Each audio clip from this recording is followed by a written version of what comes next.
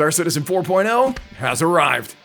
Sorta. The pool's still cold and it just wants to dip his little toesies in. While there are still features missing, the patch does add a ton of very important milestones that have been on the horizon for years, including the new star system Pyro, and the holy grail of tech, server meshing. I actually can't believe I'm saying that server meshing is in the game right now.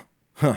I'm gonna show you some of the important things that come with this patch and the little asterisk that we gotta put beside that 4.0. The weirdest thing is that 4.0 is running alongside the other live environment of 3.24.3. Star Citizen often runs its patches through different environments, starting with Evocati, a dedicated group of masochists that test initial branches of the upcoming patch. Then it runs over to the PTU, the test universe, where it goes through phases, adding more players each time. All the while, their live environment is running, sometimes with its own small patches, but live is where you play if you want to have some level of persistence in your progress. Now with 3.24.3 being in live and 4.0 joining as preview, all progress made on 3.24.3 will not carry over to the 4.0 branch once it gets its full release after New Year's. So just know if you're doing some cargo hauling right now on the live server, your account's gonna wake up like every RPG hero ever and forget its backstory. They did this because they just couldn't get a stable version of 4.0 out before the new year, and they had their little hearts set on making sure it was in players' hands before then. This is a middle ground to make sure people have the option to play on something more stable. Now this is Star Citizen, so that word is very relative to the game itself, but also have a chance to play on 4.0 with progress if they choose.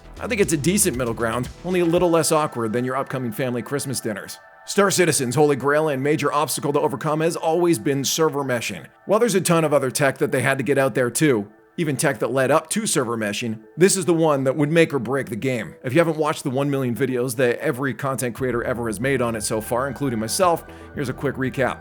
The concept is that one instance of a game is run by multiple servers, which all report to one replication layer. All the servers look at the replication layer as the master document, while only controlling things in their space. So you can see other people on other servers, and no matter what they do, their actions don't degrade what's happening on your server. So Jimmy throwing trash on the ground over here isn't going to cause desync in your super epic battles. Now we aren't to the finish line yet. Dynamic server meshing is our goal, and that's when servers spool up and down by themselves when workloads get too high. Right now, this implementation is just called static server meshing. So CIG hard codes in that there's say 4 servers per star system, and that number isn't going to go up or down, unless they say so. So many gameplay systems and features rely on this tech to work. That's why it being in was make or break. And they showed it finally working behind the scenes back in 2023, after having worked on it for nearly a decade. This is why Chris Roberts said he cried when he saw it finally working. History lesson aside, what does that mean for us, right now? With server meshing finally in a live environment, they've pushed themselves into a new era of development.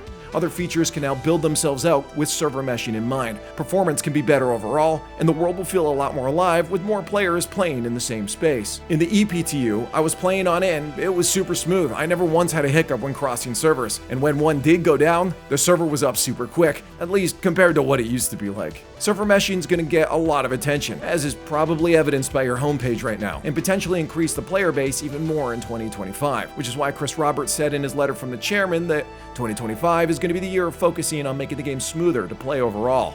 Thank God.